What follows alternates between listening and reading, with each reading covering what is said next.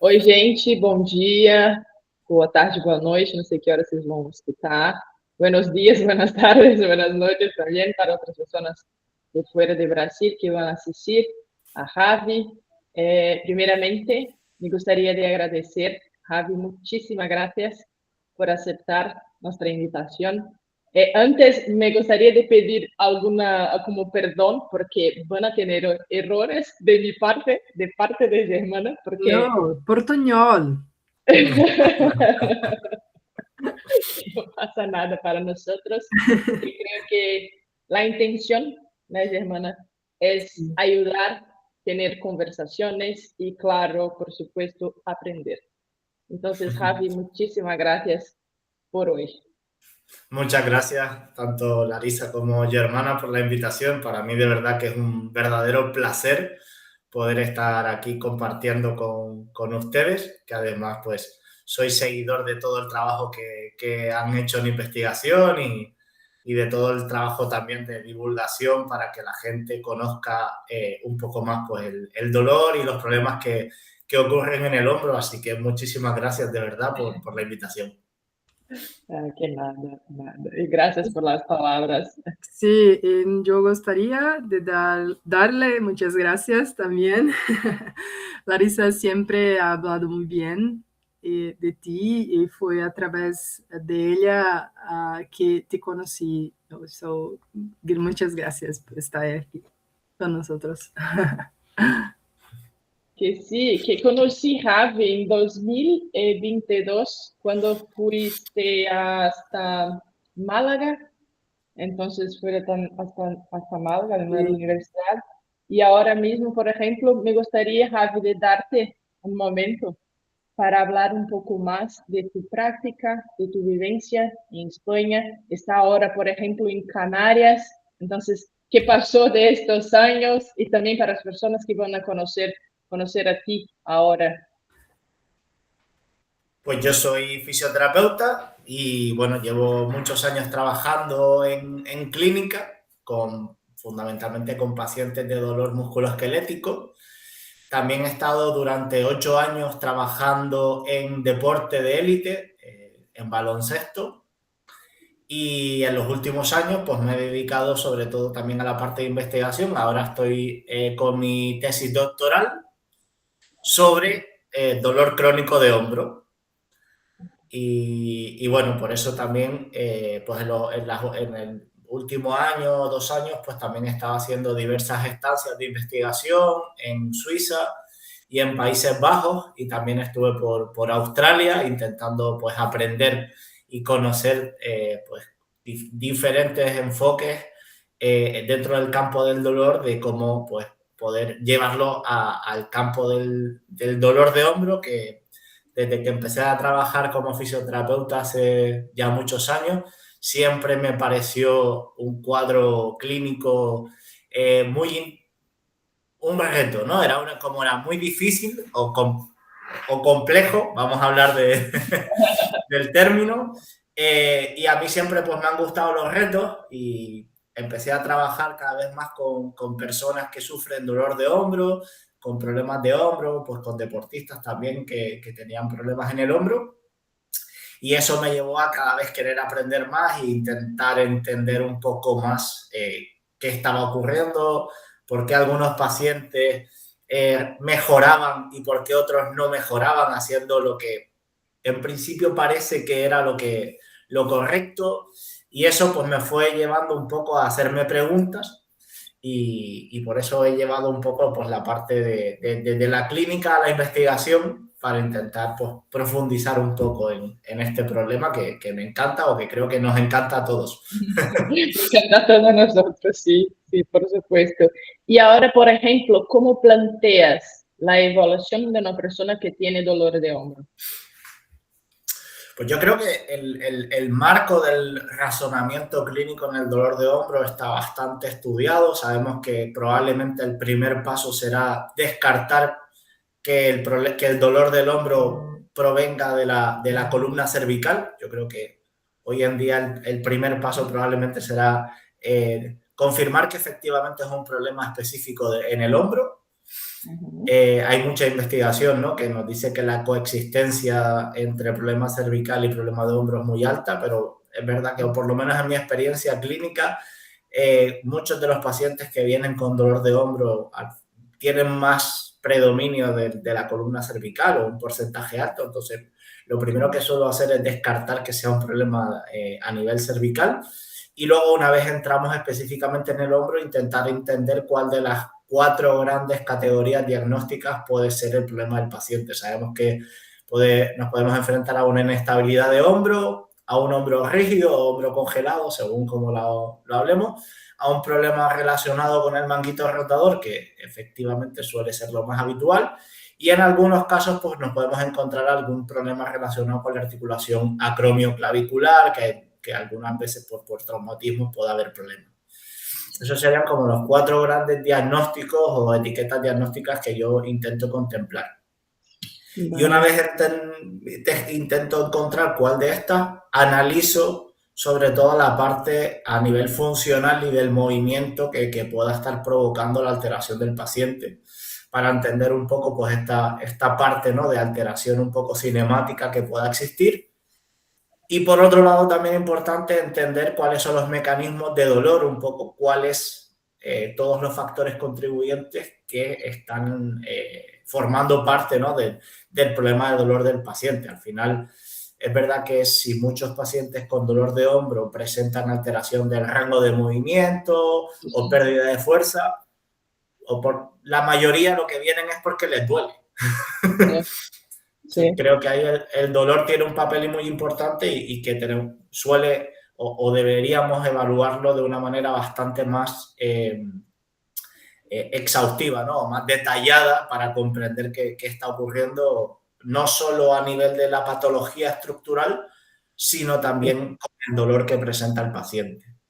Muy bien, creo que ha sido muy interesante, porque es esto. Tenemos que descartar la posibilidad de un dolor cervical.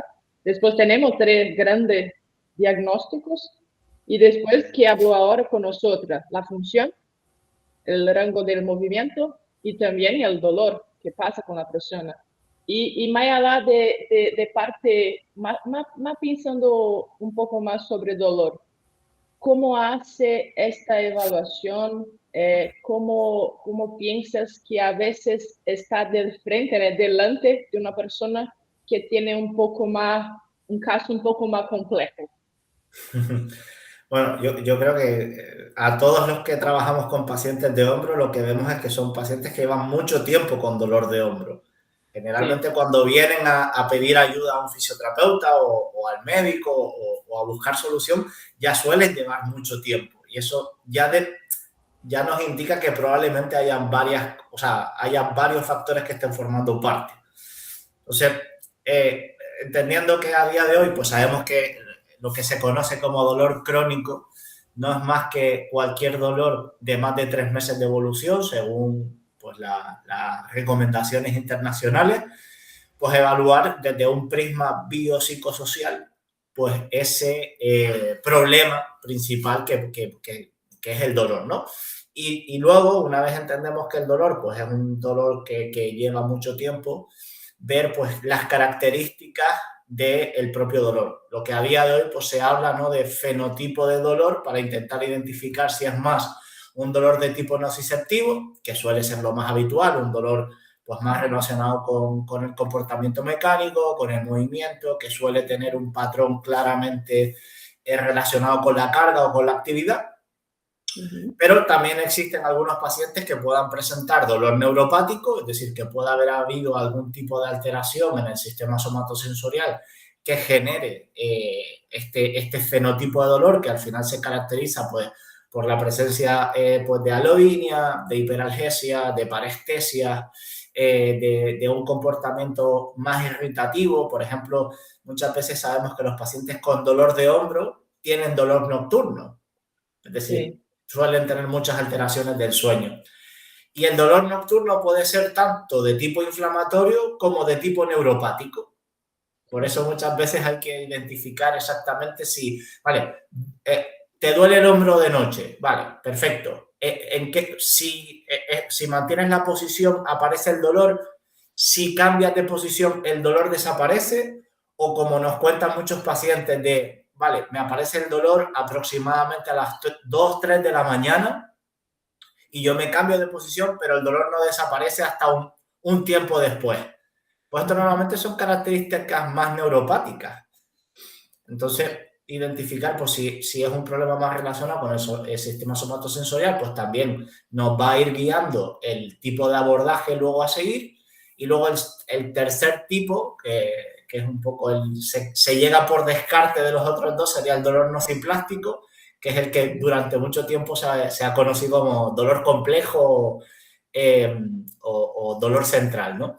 Y estos son pacientes pues, que ya presentan una alteración mucho más sistémica, suelen presentar alteración en el procesamiento nociceptivo, suelen tener mucha más presencia de factores psicológicos asociados, aunque es verdad que hay factores psicológicos que pueden estar tanto en el dolor nociceptivo como en el neuropático. Es decir, no deberíamos pensar, o yo por lo menos intento no pensar que porque haya factores psicológicos tiene que ser exclusivamente nociplástico.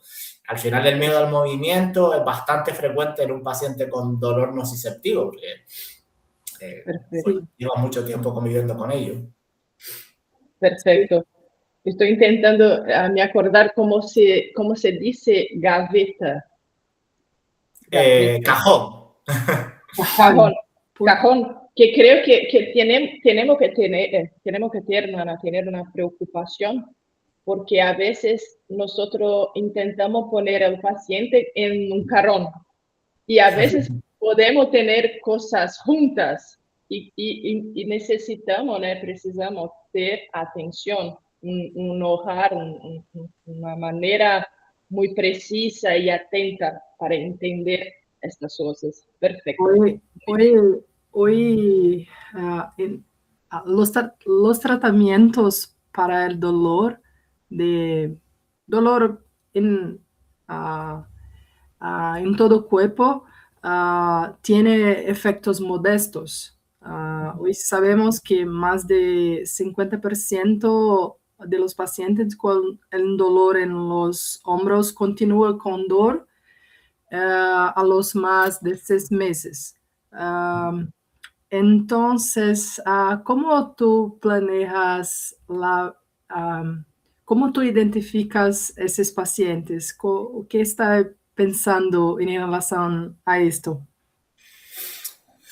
Pues totalmente. Al final sabemos que según las últimas guías de práctica clínica, yo creo que el estudio de Smelders de hace menos de un año, la verdad que lo dice perfectamente cuál es el problema. Yo creo que lo principal que muchas veces tenemos que identificar es, o separar, mejor dicho, como decía Larisa, ¿no?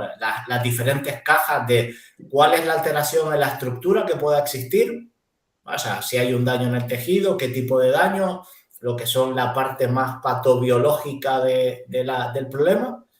Pero luego, por otro lado, tenemos que identificar cuál es la alteración en la función, qué problemas presentan a nivel de fuerza, de rango de movimiento y de otras cosas que muchas veces en los pacientes con dolor de hombro, aunque la evidencia nos dice que hay alteraciones, no solemos incorporarlo, como por ejemplo alteraciones en el juicio de la lateralidad, alteraciones a nivel táctil, alteraciones a nivel más central, ¿no? O sea, por decirlo de alguna manera.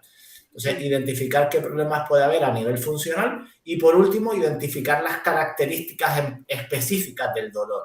Por eso, si tiene un comportamiento más nociceptivo, en qué actividades se produce, o si tiene un comportamiento más de tipo neuropático, pues, por ejemplo, pues si puede haber asociado alguna alteración en el nervio supraescapular, o muchas veces también puede haber alteraciones en el plexo que al final inerva toda esa zona.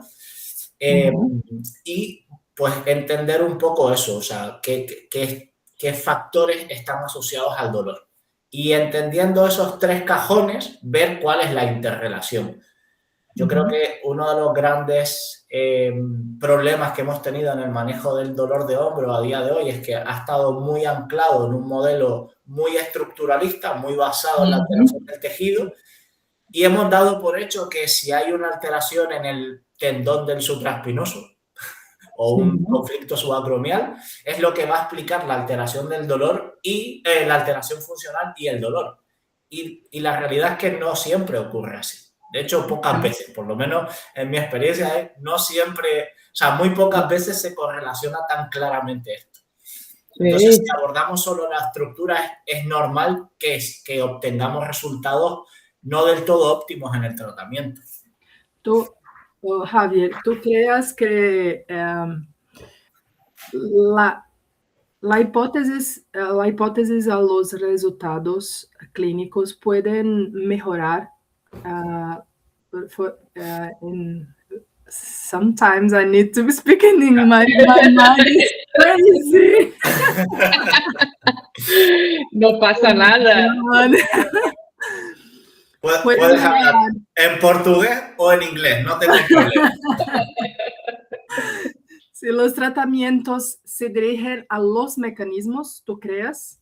Si nosotros identificamos mejor los mecanismos de los pacientes, ¿tú crees que los tratamientos pueden mejorar, pueden ser más asertivos?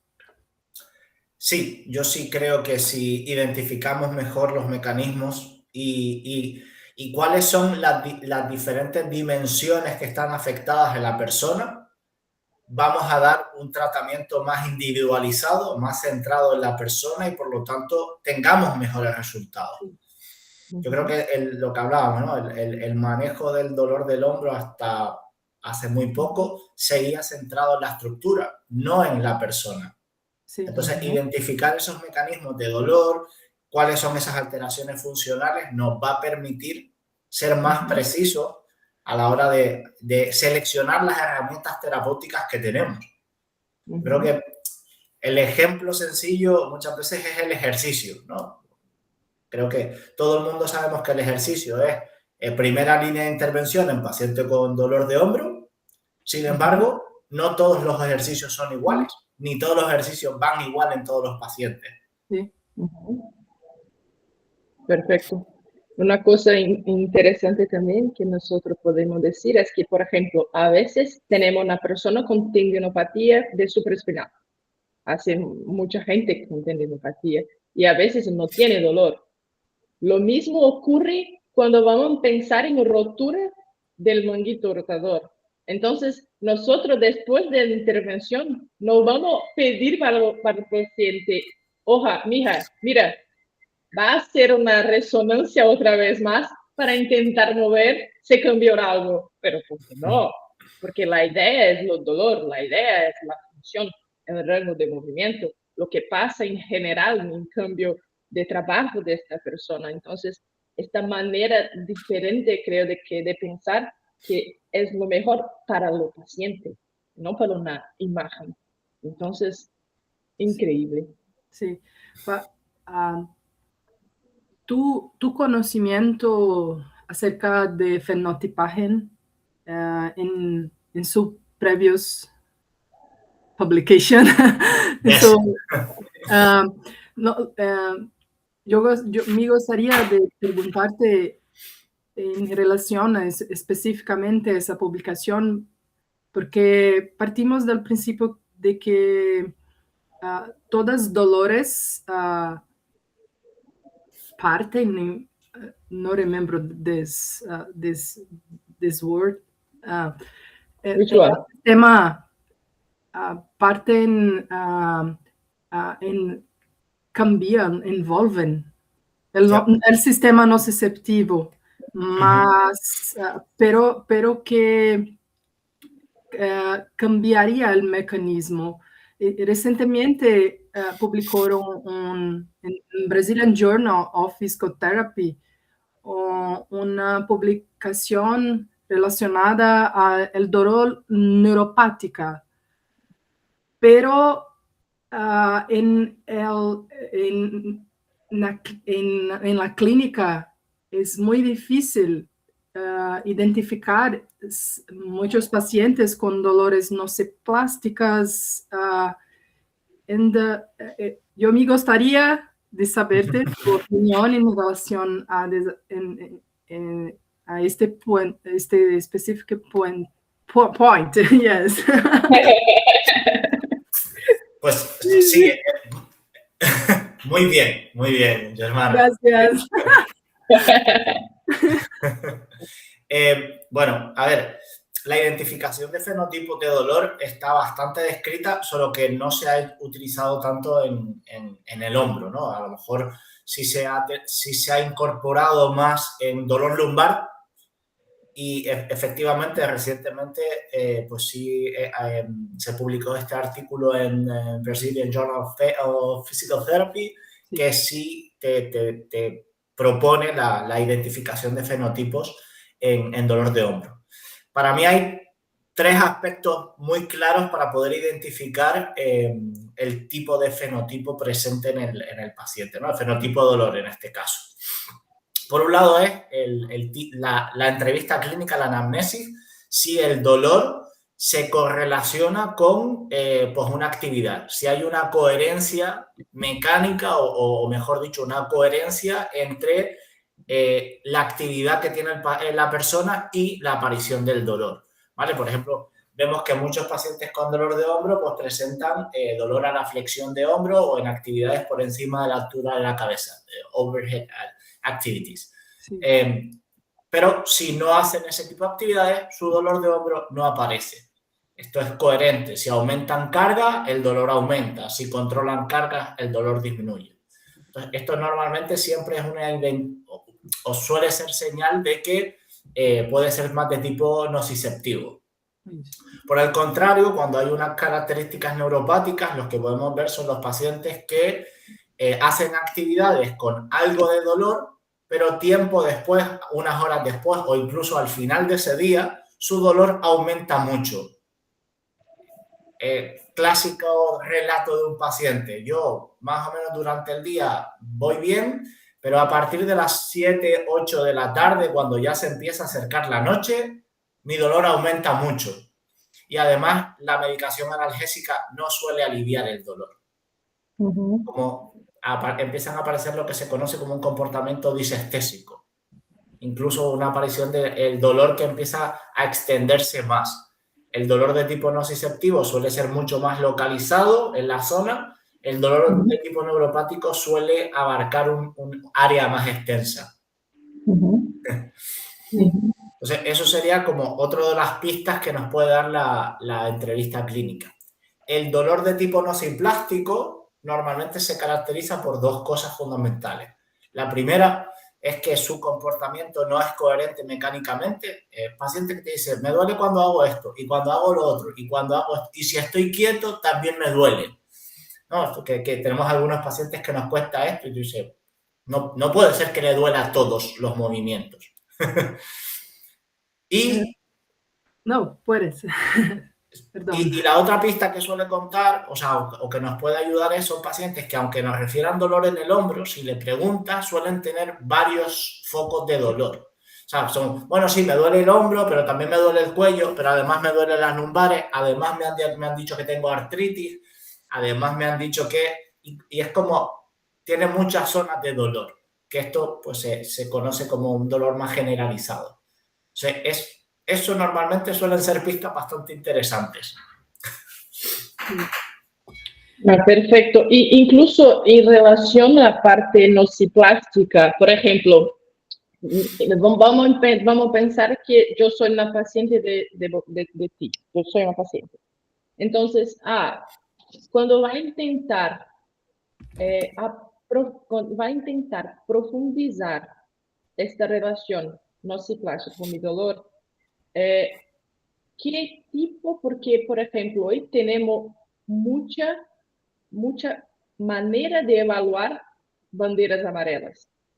Por ejemplo, tenemos catastrofización, tenemos cinesiofobia, tenemos depresión, ansiedad y otros dominios diferentes, incluso aspectos positivos como autoeficacia. Entonces, ¿cómo hace como una escolha? No me acuerdo si tiene esa palabra en español. Cribado, sí. Perfecto. ¿Cómo que hace esta selección? A veces, voy a utilizar este cuestionario para tener unos datos de cuánto esta persona está haciendo un perfil con más miedo del movimiento o no? Pues normalmente yo hago un screening de factores psicológicos en todos los pacientes de dolor de hombro. ¿Vale? Hay varios cuestionarios que son multiconstructos, que incorporan todos estos constructos con pocas ítems, porque es imposible pasarle un cuestionario de catastrofismo, uno de miedo a habitación, uno de miedo al movimiento, imposible. Entonces, por suerte, pues ahora hay, por ejemplo, el Orebro Musculoskeletal Pain Questionnaire. Es un cuestionario corto que nos da mucha información desde el punto de vista de riesgo de cronicidad y factores psicológicos asociados al dolor. Entonces, pues, por ejemplo, es uno de los que a lo mejor muchas veces utilizo. Luego, en mi tesis doctoral, he hecho una adaptación al castellano de un cuestionario, de hecho, de Brasil, sobre evitación de actividades de la vida diaria que involucran al hombro. Entonces, por ejemplo, es un cuestionario que siempre utilizo. ¿Por qué? Porque me va a dar varias información. Si es un paciente que evita muchas actividades, ya me está diciendo que probablemente pues haya ansiedad, que haya miedo al movimiento, que haya cierto catastrofismo, y además me va a permitir identificar aquellas actividades que quiero mejorar funcionalmente. Normalmente con esas dos herramientas suelo hacer un cribado desde el punto de vista psicológico bastante completo a nivel clínico. Luego sabemos que en investigación es diferente, pero a nivel clínico creo que con eso tenemos bastante información. Y luego otro cuestionario que puede ser interesante y que yo muchas veces recomiendo utilizar es el Pain Detect.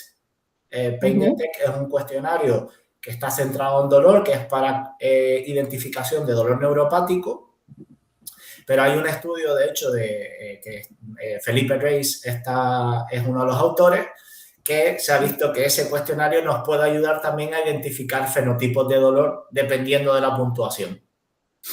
Entonces, con 3 cuestionarios tenemos muchísima información que nos va a permitir identificar pues, esos perfiles que pueden ser más complejos de dolor nociplástico o de dolor neuropático. Increíble. En relación a la parte de evitación por miedo, ¿es con imágenes de la persona de Ribeirão Preto, los autores de Ribeirão Preto? Sí, exacto. Vale, increíble. Sí. De Walter. Sí, sí, vale. Exacto. Perfecto. Muchísimo bien.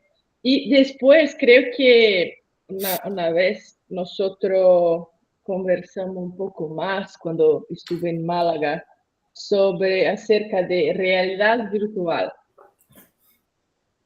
¿Cómo comenzó tu interés? Ahora, por ejemplo, parte de tu doctorado justo ocurrió con este asunto. Sí. Conte un poco más sobre esto, por favor. Pues yo en mi tesis doctoral he trabajado con una empresa donde hemos desarrollado un software en realidad virtual para el abordaje de pacientes con dolor de hombro. Claro, ¿qué es lo que creo que todos vemos muchas veces? Pues pacientes con dolor de hombro, pero que presentan mucho miedo al movimiento, mucha kinesiofobia y mucho comportamiento de evitación. Y aunque sabemos que en estos pacientes necesitamos hacer ejercicio con ellos, pues eso supone una barrera muy grande. Y pues casualmente yo tenía una amiga que además es fisio con dolor de hombro de tipo nociplástico, y por casualidad yo cuando empecé un poco a curiosear en esta tecnología, lo probó y milagrosamente, porque a día de hoy, bueno, ahora sí lo entiendo, pero en ese momento me parecía un milagro, fue capaz de mover su hombro sin dolor, sin miedo y de una manera mucho más normal.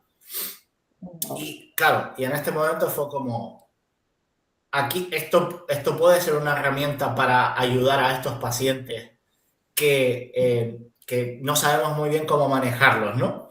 Entonces mi tesis doctoral se centra fundamentalmente en el uso de la realidad virtual para pues, pacientes con dolor de hombro que presentan pues, más miedo al movimiento, más comportamiento de evitación y más dolor evocado por el movimiento, ¿no? O sea, al final, cómo intentar a través de esa experiencia, esa modulación de la experiencia, generar un cambio tanto en el dolor como en la función, ¿no? La estructura no la vamos a cambiar, como decía antes Larisa, pero sí podemos mejorar el dolor y la estructura. Entonces, lo que hemos creado es un software que te hace hacer diferentes tareas, pues si queremos mejorar el rango de movimiento de hombro, pues tenemos un tipo de tarea. Si queremos mejorar la rotación externa, tenemos otro tipo de tarea. También hemos metido tareas que tienen que ver con la mejora de la capacidad propioceptiva o sensoriomotora del hombro, ¿no? O sea, pues el Joint Position Sense, que sabemos que en muchos casos está alterado, pues tareas para mejorar eso. Hemos creado tareas también de terapia espejo dentro de realidad virtual, porque también sabemos que hay alteraciones del juicio de la lateralidad. ¿Qué pasa? Que esto nos permite trabajar en un entorno inmersivo, gamificado, divertido, en el que el paciente es capaz de moverse y hacer un montón de actividades en el hombro sin que pues, el dolor y el miedo influyen tanto. Y por ahí pues, utilizamos ciertas estrategias que pues, yo he ido a Países Bajos, mi directora de tesis allí es Anne Melders, que ella es bueno, una psicóloga experta en toda la parte de exposición en vivo, que también publicaron hace poco con Rafa Leite y Felipe Reis un artículo muy interesante en Brazilian Journal of Physical Therapy, muy recomendado ese estudio. Y utilizamos ciertas estrategias psicológicas para reducir el miedo al movimiento y el comportamiento de evitación. Muy bien. Muy interesante. Germana va a decir algo ahora. Dime. No, Germana. No, yo tengo una pregunta. ¿Tú estás triando el mecanismo de la dolor en este estudios? En este estudio, porque es el primer estudio que se realiza con realidad virtual en hombro, no hay casi estudios previos, solo hemos cogido pacientes con dolor nociceptivo. Sí.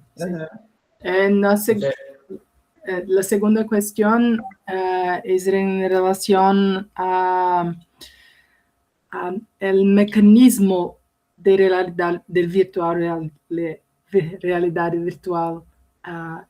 Es relacionado al foco externo. Foco externo.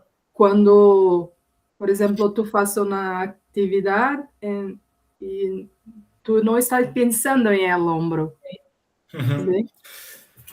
Pues ¿O qué tú puedes hablar sobre esto? Claro, muy interesante, gracias por la pregunta. Durante mucho tiempo hemos pensado que el foco externo, las estrategias de distracción, pues son los que van a ayudar a la mejora del dolor. Pero desde la psicología se ha estudiado mucho esto y se ha visto que en pacientes con dolor crónico el mecanismo detrás de la mejora no es el cambio cognitivo o la distracción. En realidad virtual, en pacientes con dolor crónico, hay tres mecanismos que influyen fundamentalmente. Uno es el cambio motivacional, hay un impacto a nivel motivacional y en la tarea, y eso hace que genere un cambio a nivel del procesamiento nociceptivo. Segundo mecanismo que pues también forma parte, que es hay un cambio en la actividad del sistema nervioso, tanto a nivel cerebral como a nivel del sistema nervioso autónomo. ¿Vale? Entonces generamos una neuromodulación tanto central como autónoma. Y el tercer mecanismo que parece que forma parte es un cambio en la autorrepresentación del cuerpo. Hay varios estudios muy interesantes. De hecho, hay un estudio de Dan Harvey, que es un investigador de Australia, del grupo de Lorimer Moss y Tasha Stanton, que ha investigado un poco cómo con la realidad virtual podemos cambiar la autorrepresentación del paciente y eso genera también cambios a nivel del dolor. Entonces, esos serían como los 3 grandes mecanismos que hay detrás del por qué la realidad virtual podría mejorar a los pacientes con dolor de hombro. Muy interesante. Increíble, increíble, porque cuando pienso en realidad virtual, me acuerdo de estudio de, no me acuerdo del nombre de la primera autora, pero Jeremy Lewis. El de Beate, de Jaco. De Jaco, perfecto, perfecto. Que publicaron en Hospice en also. Inglés, español. Y fue interesante porque fue un estudio de caso con una persona que tiene instabilidad de hombro y que tenía mucho miedo de movimentar, porque pensaba que el hombro iba a salir del sitio, del lugar.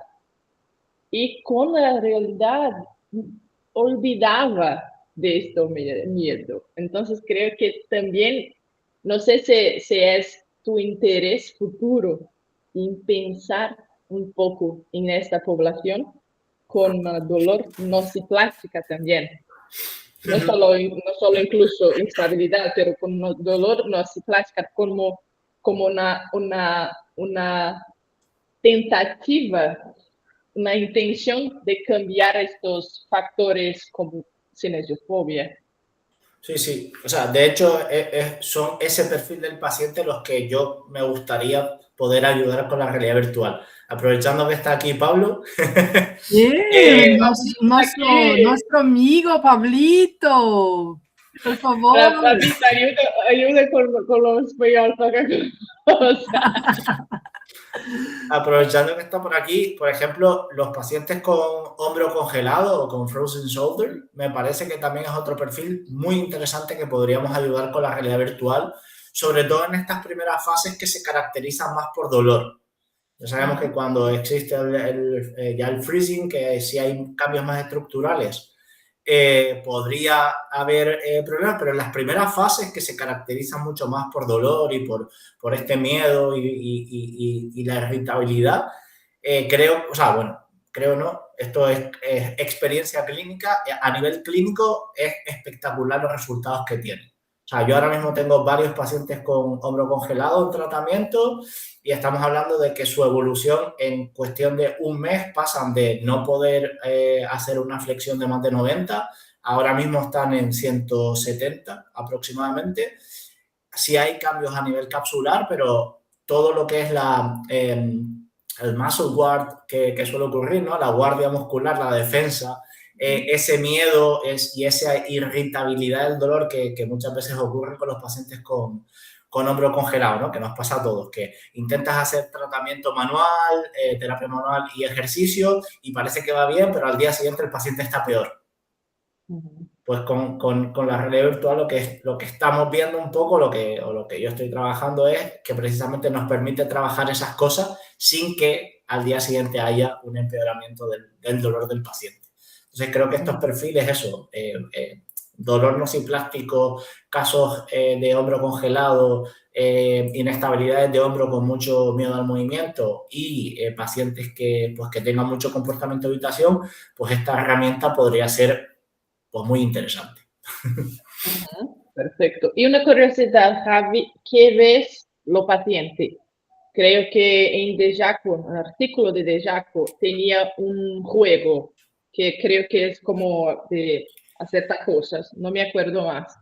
Pero ¿qué ves tu paciente cuando va a poner la realidad? Porque si me acuerdo en una conversación que tuvimos en 2023, no me acuerdo, creaste una Sí. imagen como las tareas que los pacientes estaban haciendo, ¿vale? Sí.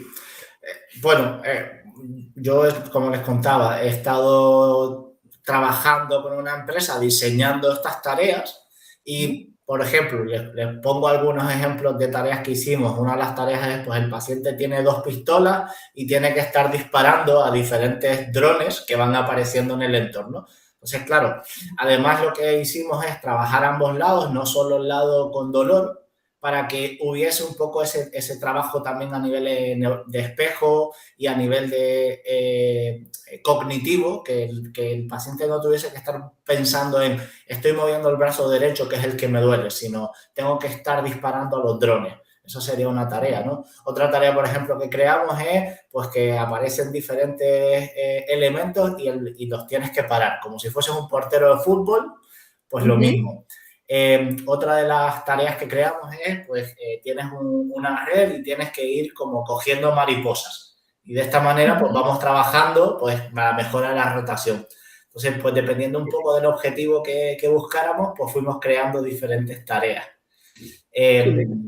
Entonces, por ejemplo, en el estudio de mi tesis, vamos a hacer un programa de intervención que son 6 semanas de tratamiento, con 3 sesiones diarias, o sea, 3 sesiones semanales, perdón, donde cada día de la semana hacen tareas diferentes y cada día pues trabajamos un objetivo. Hay un día que está más centrado en ganancia del rango de movimiento, hay otro día que está más centrado en mejora de esa parte sensoriomotora, ¿vale? Y hay otro día que está más centrado en la actividad graduada para que vaya haciendo diferentes actividades en un aumento de la velocidad del movimiento. Que eso, por ejemplo, sabemos que también es otra de las cosas que nos cuentan mucho los pacientes de hombro. Yo si hago el movimiento controlado, no me duele, pero si hago el movimiento rápido aparece el dolor. Es un universo de posibilidad. Sí. No, muy bien. Y, por ejemplo, en relación a dosis, creo que nosotros, como un todo, en la fisioterapia, tenemos un problema acerca de dosis. He dicho ahora que en tu estudio va a ser 3 sesiones, 3 veces por la semana. Y ¿cuándo va a ser la evaluación? Por ejemplo, ¿tenemos un progreso, una mejora a corto plazo? O entonces no, voy a hacer la evaluación solamente después de 6 semanas para que tenga una mirada, una manera de evaluar con largo plazo. Las dos. En el estudio hacemos las dos. De hecho, hacemos una evaluación que es diaria. Vale. Una medición intensiva diaria y luego una evaluación durante varias fases. Es decir, hacemos una evaluación a las 3 semanas, a las 6 semanas y a las 9 semanas. Pero además todos los días evaluamos. Entonces vamos a tener como dos tipos de datos, ¿no? Para ver un poco la mejora. Sabemos que el dolor, por ejemplo, pues, fluctúa mucho. Por eso evaluar el dolor solo a las 6 semanas no tiene mucho sentido. Pero otras variables que hemos incluido, como mejora en la fuerza del hand grip o mejora del rango de movimiento, sí lo vamos a evaluar con un poco más de tiempo porque de un día a otro no va a cambiar tanto. Eso es un poco lo que hacemos. Y a nivel de dosis, claro, cuando hablamos de ejercicio, hemos un poco utilizado la programación habitual de rendimiento, ¿no? De yo quiero mejorar la fuerza y I know que tengo que hacer 3 series de 8 repeticiones con un 70% del 1RM durante tanto tiempo para conseguir estas adaptaciones. Pero cuando hablamos de pacientes con dolor de hombro, nuestro objetivo es mejorar el dolor y la función, no solo la fuerza muscular. Por lo tanto, esa dosificación no nos sirve tanto. Entonces, por ahí es por donde queremos utilizar, pues, entender pues, cómo va fluctuando pues, tanto la función como el dolor durante el tiempo de intervención para, en un futuro, pues, entre todos, intentar proponer mejor dosificación del ejercicio en los pacientes con dolor de hombro, porque parece ser que, bueno, también hay un estudio reciente publicado en JOS PT del grupo canadiense, ¿no? De Sebastian Roy y demás, que básicamente lo que nos dice es que no sabemos cuál es la dosis adecuada de ejercicio terapéutico en pacientes con dolor de hombro. Sí. Tenemos que mejorar todos nosotros con esto y hacer más estudios. Y una cosa que tengo también, por ejemplo, curiosidad, Javi, aprovechando que está aquí con nosotros. Cuando creo que en el principio de la live he dicho acerca de Joint Position Sense, un senso de posición articular. Y a veces creo que la propriocepción como un todo es muy poco estudiada, Sí. muchísimo poco estudiada. Y a veces cuando vamos a pensar en Joint Position Sense, pensamos a veces una persona con instabilidad o con una dificultad de hacer esto, pero creo que en el principio he dicho también sobre esto en personas con dolor nociceptivo en general. ¿Y va a ser esto una cosa que va a hacer evaluaciones o no? En mi estudio no lo vamos a evaluar porque nos hemos centrado fundamentalmente en ver el cambio a nivel conductual. Es decir, si hay más cambios en el miedo al movimiento, en el comportamiento de evitación, en la autoeficacia, también es otras variables importantes que medimos, y en el dolor evocado por el movimiento y la capacidad funcional. Entonces, no hemos estudiado específicamente el cambio en la parte propioceptiva, pero sería un estudio muy interesante a realizar porque utilizando la bibliografía previa, sí hay estudios en otras patologías que el entrenamiento con realidad virtual puede mejorar esa capacidad propioceptiva también. Sí, sí, porque incluso me quedo a veces pensando un poco más sobre eso cuando vamos a imaginar pacientes que son atletas, que son deportistas, porque a veces también tenemos como una chance de salir del sitio de articulación, pero en personas con instabilidad, deportistas con instabilidad del hombro, pero también a veces me quedo pensando sobre la precisión del movimiento con el hombro, con el miembro superior como un todo. Entonces creo que esto puede ser una cosa que puede investigar. Sí, so complementando, mi recuerdo, me quedo imaginando la realidad virtual en atletas durante el retorno del deporte, con miedo de realizar el movimiento. Really interesting.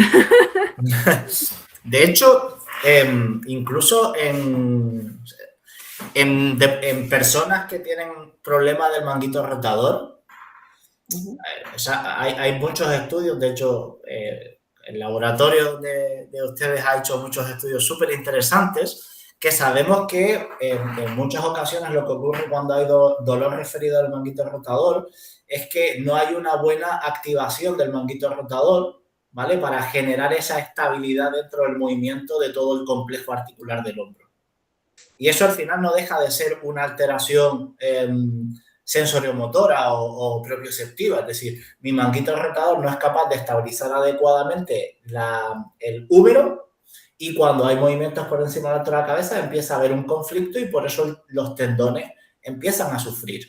Si nosotros mejoramos la eficiencia del movimiento, la precisión del movimiento en estos pacientes, también vamos a reducir la carga que está soportando el tendón del supraespinoso, por ejemplo, o el tendón del subescapular, que suelen ser los que más suelen estar afectados. Entonces, sí es verdad que pensamos en términos propioceptivos en inestabilidad de hombro porque hay una afectación del ligamento, pero también deberíamos estudiarlo y trabajarlo en otros perfiles como el dolor referido al manguito rotador. Sí, vale. Yo estaba curiosa, yo fui a ver el precio del equipamiento de realidad virtual. Yo estoy en United States. Yo no sé cómo es la realidad en España, mas no es común usar ese equipamiento en Brasil, en la clínica, por ejemplo. No sé, Larissa, yo no veo personas clínicos usando este equipamiento en las clínicas, mas acredito que las pesquisas pueden avanzar para nosotros usarmos. Pues en United States es bastante sencillo porque mucha gente utiliza habitualmente realidad virtual en sus casas. Yo en mi investigación y con mis pacientes utilizo las MetaQuest que son comerciales. ¿Sabes? Esto lo puedes comprar en cualquier sitio y el precio se sitúa entre los $350 el dispositivo más avanzado, que es el MetaQuest 3, creo que está en $600. O sea, que no es muy caro. It's not so expensive.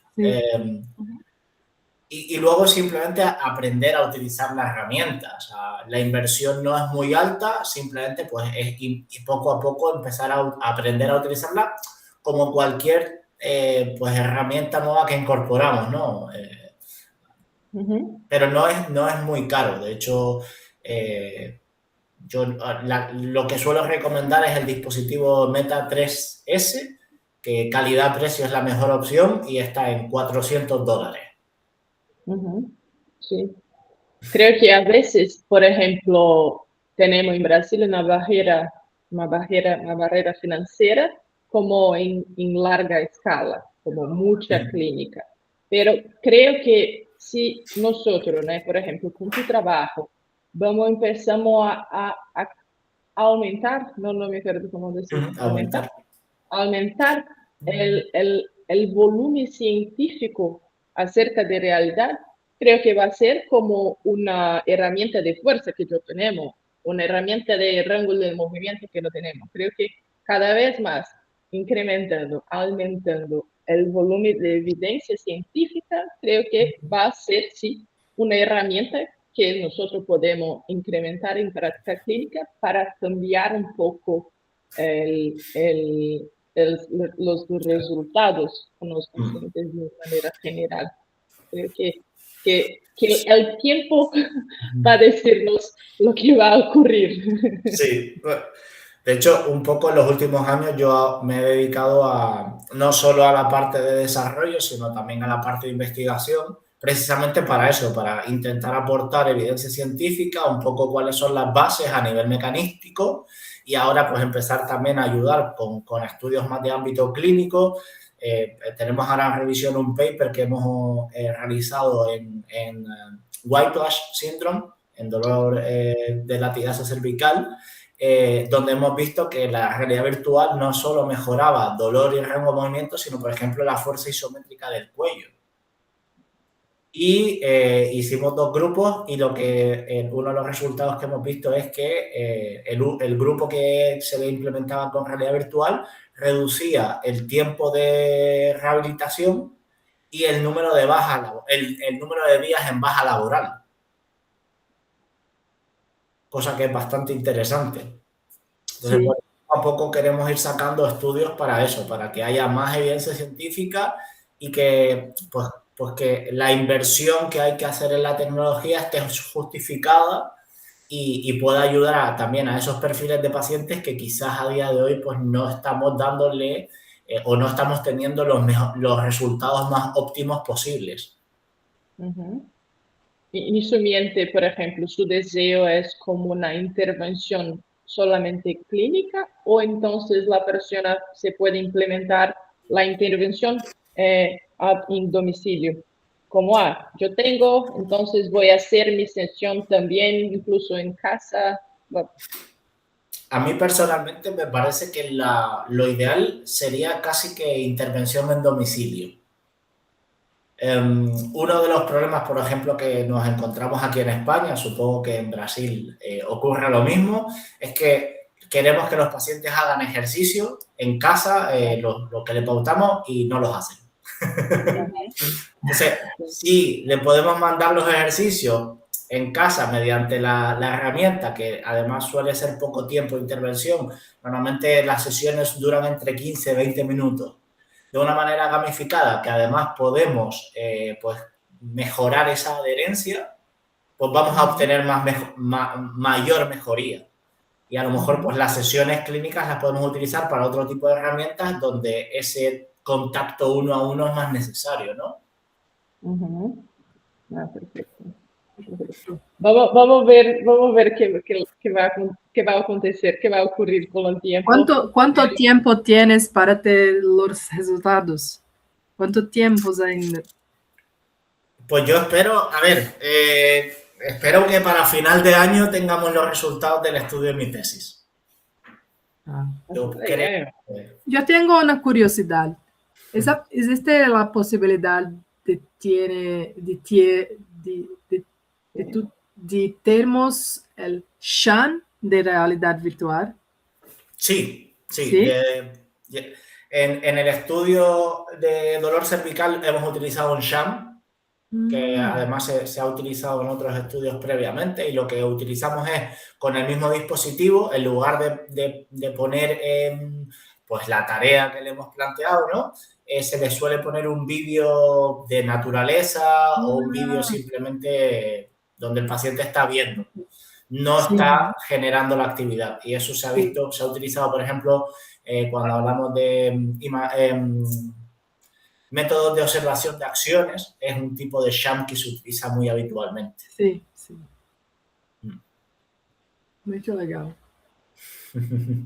Ahora me recordé una cosa.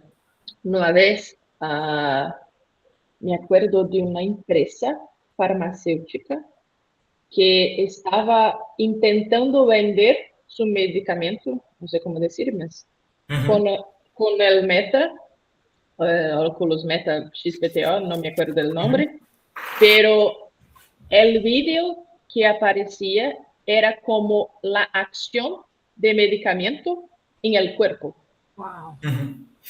Entonces, intentaba vender para las farmacias como intentando explicar un poco más lo que ocurre en el cuerpo. Entonces, a veces me quedo pensando, imagina si nosotros podemos también incluso poner una parte de educación explicando lo ejercicio, explicando lo que es dolor, explicando otras cosas que se pueden parecer interesantes para el paciente, con una manera diferente de explicación, ¿sabes? Wow. De hecho, hay un grupo de investigación que está haciendo eso. El grupo irlandés, que está Nathan Skidmore y Joe McVeigh, han hecho un programa de educación en neurociencia del dolor en realidad virtual. Wow. Lo estoy investigando. Qué increíble. Porque no sabía qué estoy diciendo, pero no sabía nada de eso. Y el año pasado estuve en Australia con Tasha Stanton y David Butler y el grupo del Noi Group. Y ellos también están haciendo investigación con realidad virtual para educación en neurociencia del dolor. Increíble. Sí. Dimitri también.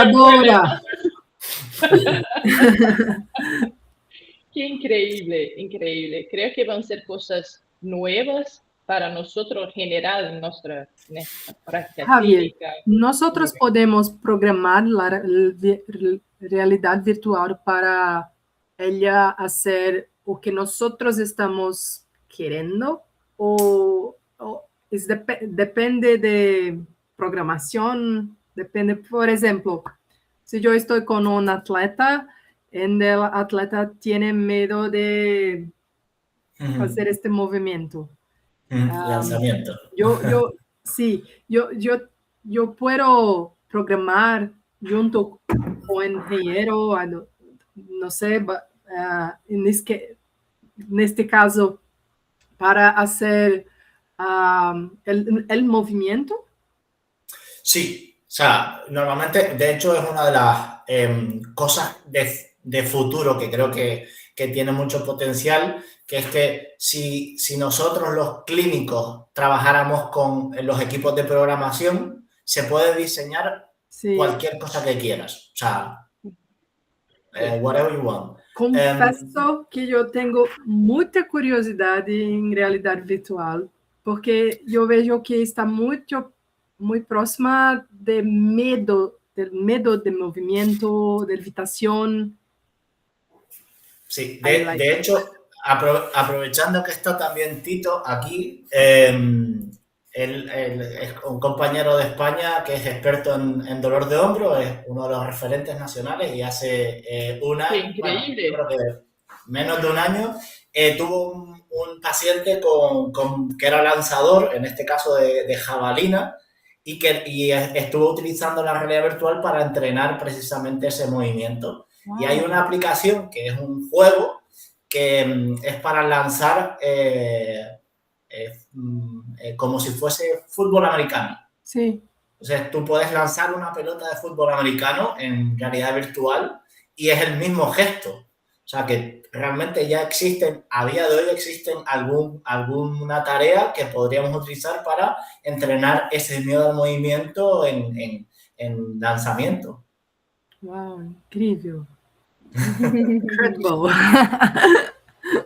Muchísimo bien, Javi. Creo que partiendo un poco más para la parte final, que ahora tenemos más de una hora aquí conversando. Quería saber de ti, Javi. Por ejemplo, vamos a poner esta grabación, este vídeo después para las personas. Y creo que podría eh, hablar para los fisioterapeutas, tanto de Brasil cuanto de España o otros, que tienen diariamente personas, pacientes con dolor de hombro persistente.